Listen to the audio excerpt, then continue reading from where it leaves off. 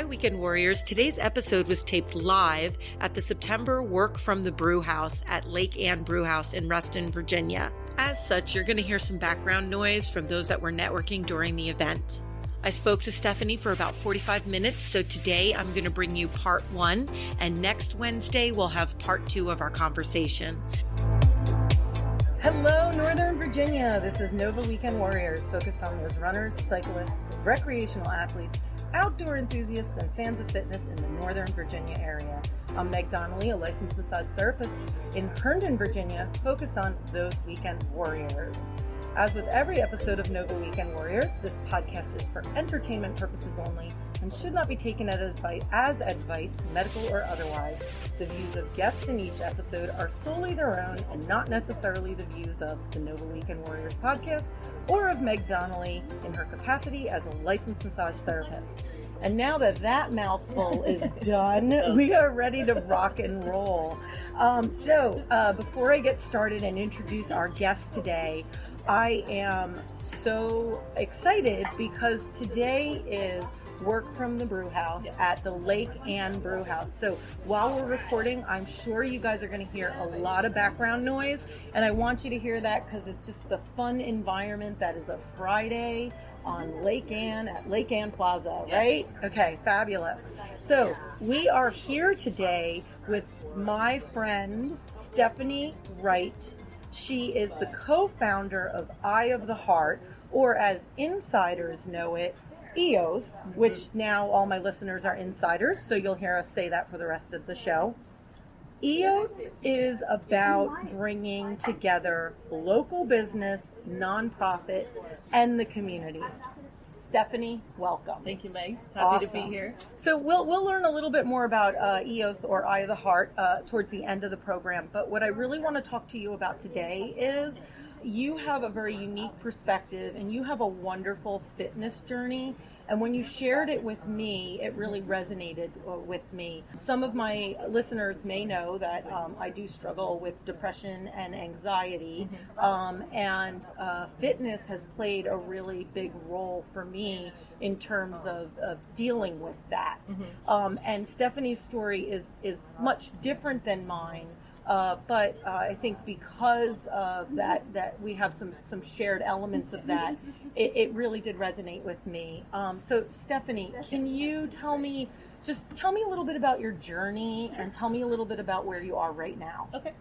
So I feel like my journey is one that's probably never going to end, and I feel at times like I am journeying to Mordor, like a hobbit, but other times I feel like I'm doing really good in the Shire. So my journey with fitness started probably 10 years ago. I struggle with OCD, and it's been something that I've had since I was a kid, but never really able to identify it, I think just because of the time in which we grew up.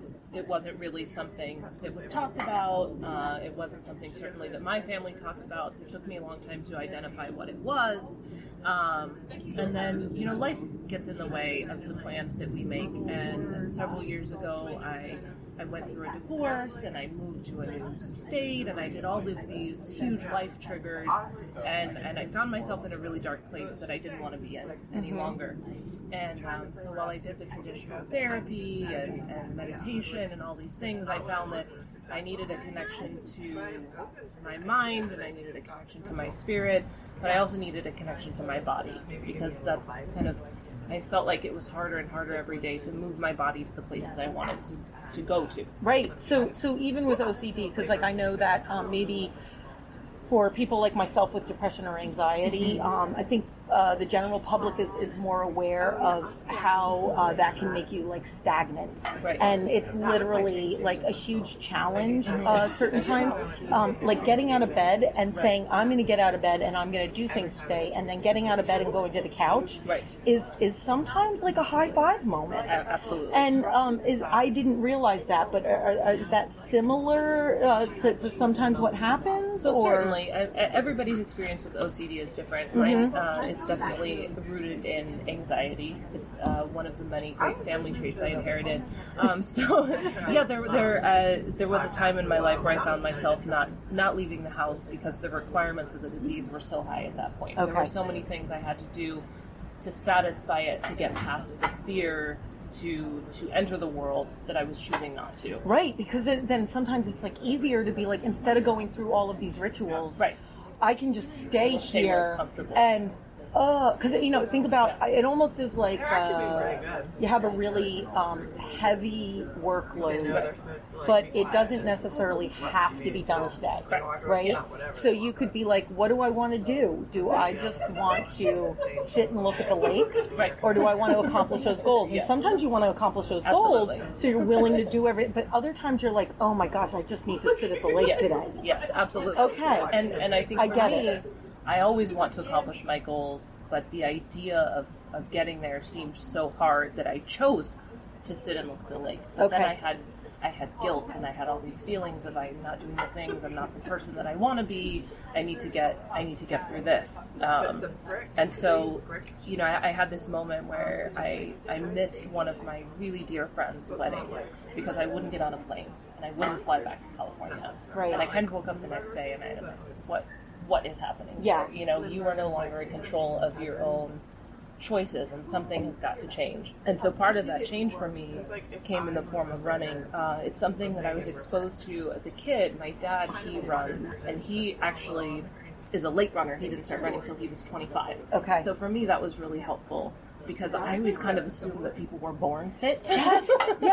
And this is the wonderful thing about, as I've been doing this podcast and as I've been working with athletes, is finding out more and more that people do not, like, the majority of people did not start this when they were kids. And why don't they tell us? Oh, I know. Why don't more people tell us that? It's so true. So it was great. I have this incredible role model of somebody who started running later, and he actually never ran more than 3 miles until he hit 45, and then he just decided marathons because why not? Right, exactly. Let's go from like 0 to 60. So I thought, my sister, she runs, my father, he runs, and I thought back to this one moment that I had with my sister. She went to law school, and I was definitely her support system while she went to law school from afar. She would call me and things like that. And I remember one time we were home from wherever we were living at the time, and we went on this run together, and we went with my dad, and she was home taking the bar, and she stopped halfway through the run. She crumbled to pieces on the ground. She just started crying because the weight of everything that was happening. She was going through this extremely huge time in her life. She was taking this huge test that has a low success rate. And I remember looking at her, and I didn't see any weakness in that moment. And it was really great. Like, I just saw, like, how cool is it that, like, she went on this run, and all of these things that were inside of her that needed to be processed, that needed to come out, had this avenue to do that. So I just saw, like, this person sitting on the ground just, like, full of all of this strength, which I know sounds different than what it could have been, but I thought, I can do this. No, I can do that. But I think especially, right, with OCD and with people in general, realizing, we tend to, I think, realize the strength it takes to climb. Yes. The absolutely. strength it takes to bear witness to everything that's going on in our lives, right? Because we're used to pushing it down, pushing it away, hiding it from people. Yeah. So it's almost empowering when we see someone else that can do that. It definitely was, and I feel like if there's no other avenue that I know right now to kind of force myself to deal with these things, then I'm going to try that. Yeah. And running just was, like I said, something that my family's done, so I said, I don't really need a lot. I can just throw on a pair of shoes and I can go out there. Right. And at the time, I think I made it probably 45 feet before I thought I might die. Yes. Yeah, I'm still there, so I hear you. But it turns out that if you can't run, you can walk. Right. So I did that. And I just felt so good. So what I really liked about running is that I didn't have to learn any rules, and I didn't have to have a lot of equipment, because I'm also one of those people where I will sign up for something and I will go twice and I will be the most prepared, the biggest fan, and then I will never go again. Because you exhausted yourself from the 2 times that you had to prepare. 100%. I don't know how many tennis rackets I can purchase before I realize I'm just not going to play with them. Right. So running appealed to me that way. And also what I really loved about it is I found that running was a place where I could be with myself. Yes. We'll continue our conversation in the second half of today's episode. But first, a word from today's sponsor. Today's sponsor is Denise Rodriguez of DR House Realty Group. Denise has lived in the Northern Virginia area over 35 years. She is my trusted real estate advisor, assisting me personally as well as my family, friends, and colleagues more times than I can count. Denise has her designations as a green realtor and a senior real estate specialist, so she can identify solutions that best meet the needs of the health-focused weekend warrior in Northern Virginia at every stage of their life. Find out more by connecting with Denise Rodriguez at drhouserealty.com or message her on her Facebook at DR House Realty. And now, back to our episode. So I usually run strictly by myself. Okay. And for me, that was a big part of it. There was nobody judging how fast that I ran. There was nobody telling me when I needed to run and when I needed to walk. And for me, that was very powerful because I had to learn to listen to my body, and I had to learn to see how the connection between my mind and my brain and my body worked together, and that sometimes my brain would be telling me, you should stop now. And then I need to evaluate and say, no, my body feels good. My body feels strong. Right. Like, brain, you're the one that's wrong. Right. Because we're doing this. So for me, that was a really powerful part of running, and continues to be a really powerful part of my running because it's so transferable to what we go through in life. Like, you need to step back and evaluate, is mile 3 as far as I'm going today? Do I have more to give? Yeah. What part of me is saying that I don't have more to give or that I do, and how do I listen to that? So for me, it was really powerful to spend these multiple hours with myself in a productive capacity. Yes.